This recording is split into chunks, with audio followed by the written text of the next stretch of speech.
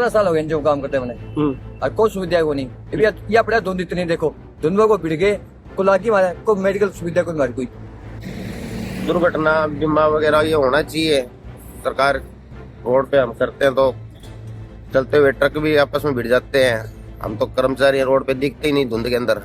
6,000 pace पड़ा कौन मारी या हमारे परमानेंट करो या हमारी तनख्वाह होता हमारी इतने साल हो गए हमारी भी कोई सुनाई हो पूरे 6 बजे लिखड़ा करूँ साथ ही ड्यूटी मांगे इतने कर लिया 6,000 में घर चलाओ किराया मकान जो किराया मकान क्या कर लिया 6,000 में क्या हुआ है टबर पढ़ा के किराया भरा लाइट बिल भरा क्या पानी बिल भरा 6,000 कुछ को नहीं बचा आज का टाइम में।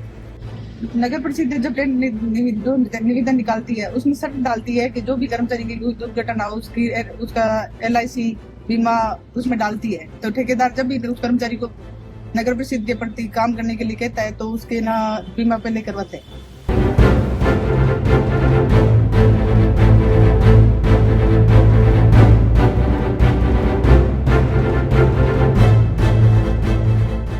सुबह का वक्त, घना कोहरा, कड़ाके की सर्दी और सुनसान सड़कें।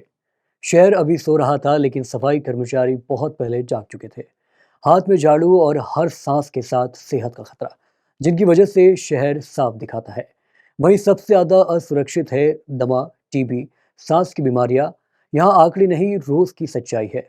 यह है शहर की सफाई की असली तस्वीर। बिना पूरे मास्क, दस्ताने और जैकेट की जिंदगी के दावे पर लगातार काम करते सफाई कर्मचारी। ठेका प्रथा ने इन्हें न नौकरी की गारंटी दी है, न इलाज की। इनकी सबसे बड़ी मांग साफ है: ठेके से मुक्ति, स्थायी सरकारी दर्जा और सम्मानजनक वेतन व स्वास्थ्य सुरक्षा। क्योंकि जो शहर की बुनियाद संभालता है वह हाशिए पर नहीं रह सकता। याद रखिए, शहर तभी सच में साफ होगा जब सफाई कर्मचारी सम्मान पाएंगे, वरना सच्चाई यही होगी कि शहर साफ है, सिस्टम गंदा है। नमस्कार, मैं हूं बालकृष्ण फरीदा। आप देख रहे हैं पंजाब केसरी टीवी। सुबह का वक्त है, घना कोहरा, जमा देने वाली सर्दी और लगभग सुनसान सड़कें। बहरहाल शहर तब ही सच में साफ होगा जब सफाई कर्मचारी सिर्फ कर्मचारी नहीं, सम्मान के हकदार नागरिक माने जाएंगे, वरना सफाई यही रहेगी, शहर साफ है लेकिन सिस्टम गंदा है। आइए बातचीत करते हैं नगर परिषद की मुख्य स्वच्छता निरीक्षक श्रीमती प्रेमलता पुरी से।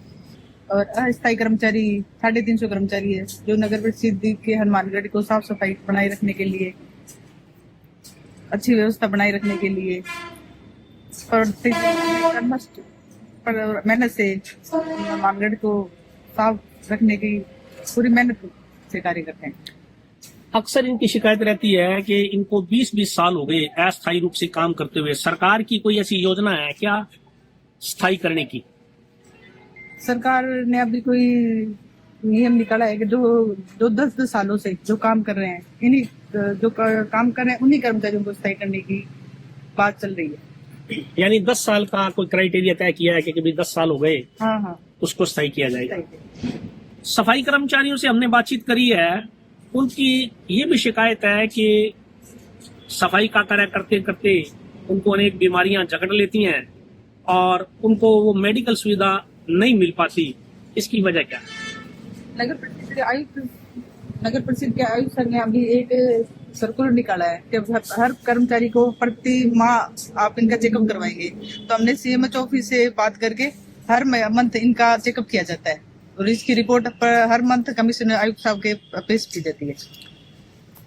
जो लोग अस्थायी कर्मचारी हैं और ठेका प्रथा के तहत काम कर रहे हैं, यदि ड्यूटी पर रहते हुए उनकी दुर्घटना हो जाती है, किसी की मौत हो जाती है, तो उसके लिए कौन जिम्मेदार माना जाएगा? उसके लिए नगर परिषद जिम्मेदार मानी जाएगी या संबंधित ठेकेदार माना जाएगा? उसके लिए दोनों ही भागीदारी है, क्योंकि वो नगर परिषद के ठेकेदार के प्रति कर्मचारी लगे हुए हैं नगर परिषद में, तो नगर परिषद भी उससे इतना ही जिम्मेवार है जितना ठेकेदार। तो यही है, नगर परिषद पूरी संपूर्ण जिम्मेवारी नगर परिषद लेती है। यानी उसका बीमा की, दुर्घटना की और की सबकी जिम्मेदारी नगर परिषद की है। ऐसे कोई लिखित में प्रावधान है क्या? सब नगर परिषद जब निवेदन निकालती है उसमें शर्त डालती है कि जो भी कर्मचारी की कोई दुर्घटना हो उसका LIC बीमा उसमें डालती है। तो ठेकेदार जब भी उस कर्मचारी को नगर परिषद के प्रति काम करने के लिए कहता है तो उसके ना बीमा पहले करवाते हैं। 15 साल हो गए जो काम करते मैंने, और कोई सुविधा को नहीं। अभी यह पड़ा धुंध इतनी देखो, धुंधों को भिड़ गए को लागी मारा, को मेडिकल सुविधा को मारी कोई, वो मैंने मुनाजा मिलता है तो देखा कोई 6,000 का पेश पड़ा को मारी।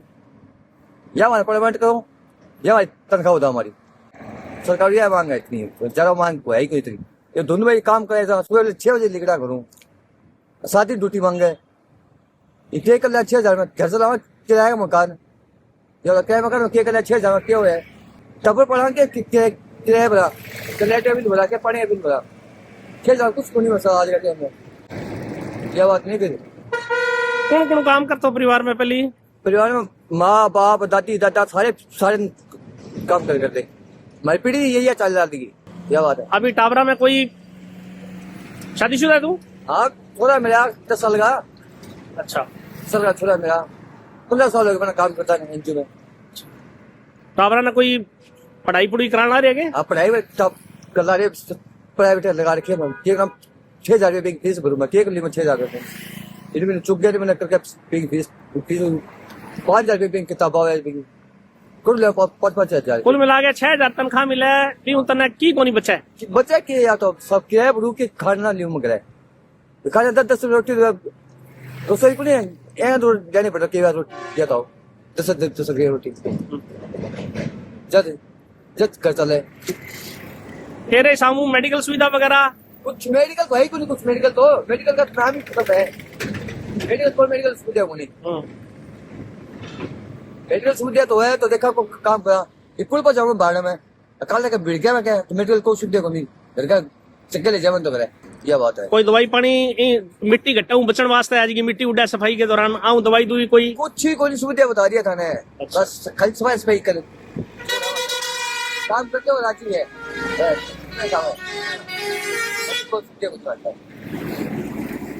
ये तो बढ़िया तनख्वाह तो बताओ 4,000 में के बना की कौन बना? अरे कौन कौन पहली काम करतो? हमारा मेरे सासू करती, मेरे ससुरो भी करता, मैं भी करना रही हूँ, घर वालों भी करा है। हमारा सरकारी नौकरी कोई को नहीं, मैं प्राइवेट ही काम कर रहा हूँ, सारा कच्चा में ही। तो ठेके चा वो सरकार पक्को करे था ना? हाँ भाई पक्का कर दिया तो बढ़िया बात है। तो थारे साबू वो ठेका पर था जी की या बिल्कुल कोनी जी साबू सही कोनी? ठेका वाला तो करे ही कौन जी, 20 साल हो गया। कच्चा में काम करता 20 साल हो गया? हाँ पक्का कौन करे था ना अभी नहीं? तो थाने ठेकेदार कोई मेडिकल की सुविधा कोई वर्दी और की दे गए कोई? ना माने कुछ कौन मिला, कुछ भी कौन मिला। मैं सफाई करता हूँ यहाँ पर, राधा किशन यानी स्कूल के सामने सफाई करते हैं। वैसे तो मैं विकलांग हूँ एक पैर से, अभी पैर दर्द की वजह से थोड़ा बैठ गया था, ठीक है। और बाकी यहाँ पर रोज में धुंध सुबह 6 और 7 बजे आ जाते हैं हम काम पर, ड्यूटी पर करम है वो कर रहे हैं पीढ़ी दर पीढ़ी। और बाकी धुंध का काफी है यहाँ पर, कोई दुर्घटना हो सकती है धुंध के अंदर रोड के ऊपर, इसलिए रोड से थोड़ा हट के ही थोड़ा बहुत कर लेते हैं, रोड पे भी कर देते हैं। अभी पुल पे भी करके आना है। सरकार कोई हमें कोई बढ़िया सुविधा दे तो अच्छा है, कोई व्यवस्था करे, खास करके विकलांग हो और हो उनके लिए बढ़िया। आप ही कर रहे हो या आपसे पहले आपके पिताजी दादाजी? वैसे तो पीढ़ी दर पीढ़ी करते ही आ रहे हैं, बाकी फिलहाल तो वे प्राइवेट ही कर रहे हैं, सरकारी नहीं है, प्राइवेट नहीं कर रहे हैं। आप प्राइवेट हो या सरकार के अंडर में हो? मैं सरकार के अंडर में हूँ। तो आपके हिसाब से और क्या क्या सुविधाएं आपको स्वास्थ्य की, आपके बच्चों के लिए और क्या सुविधाएं मिलनी चाहिए? सुविधाएं तो दुर्घटना बीमा वगैरह ये होना चाहिए। सरकार रोड पे हम करते हैं तो चलते हुए ट्रक भी आपस में भिड़ जाते हैं, हम तो कर्मचारी रोड पे दिखते ही नहीं धुंध के अंदर, ट्रैफिक काफी चल रहे हैं। और बढ़िया कोई घर की सुविधा कोई जैसे कि मिल जाए फैमिली को, भाई फैमिली में किसी को किसी प्रकार की परेशानी ना हो कोई दुर्घटना पर, बस और क्या होता है, कितना ही होता है। सरकार इतने कर दे बहुत है, कोई व्यवस्था करवा दे सर। सुबह से लेकर 11 बजे तक अब फिर शाम को भी आना। कितने सालों की सर्विस होगी? काफी साल हो गए, लगे 2003 को लगे। तो क्या आपके खानदान में और भी सफाई का कोई काम करता है क्या? हाँ जी, मेरे दादाजी भी सफाई का काम करते थे, मेरे पिताजी भी पीढ़ी पे यही काम। यही काम करते आ रहे हो। सरकार से कुछ सुविधाएं मिलती हैं क्या? हाँ जी, मिलती है। अब 8 बजे की हाजिरी है, काम करते हैं और हमारी तनख्वाह भी थोड़ी है, तो सरकार हमारे लिए भी कुछ करे। ये हम तनख्वाह इतनी में पड़ता नहीं पड़ता है, फंड के अंतर आते हैं। एनजीओ में लगे हैं कच्चे में, इतने साल हो गए, हमारी भी कोई सुनाई हो। आपके परिवार में और कौन काम करता है सफाई का? बच्चों में नहीं करती हूँ। पहले आपके पिताजी करते थे क्या? हाँ जी, कच्चे में या पक्के में सफाई कर्मचारी? माता भी करती है, सब भी करते हैं। कौन कौन करता है? हाँ, सब भी करते हैं कच्चा। हम्म, पिता भी। हम्म। मतलब पीढ़ी दर पीढ़ी यही काम चल रहा है क्या?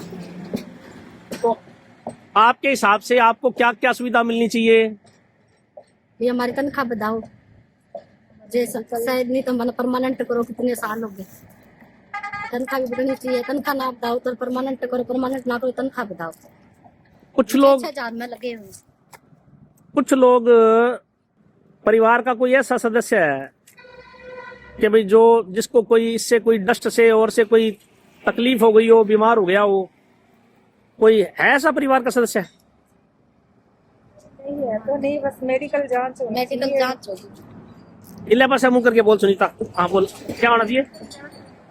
हाँ, जी, हमें भी कुछ सुविधा मिलनी चाहिए। सुबह उठ के 6 बजे आते हैं, इतनी धुंध में, इतनी ठंड में, हमारी हमें भी कुछ सुविधा मिलनी चाहिए। तो तनख्वाह भी हमारी बिल्कुल थोड़ी है, तनख्वाह भी बढ़नी चाहिए।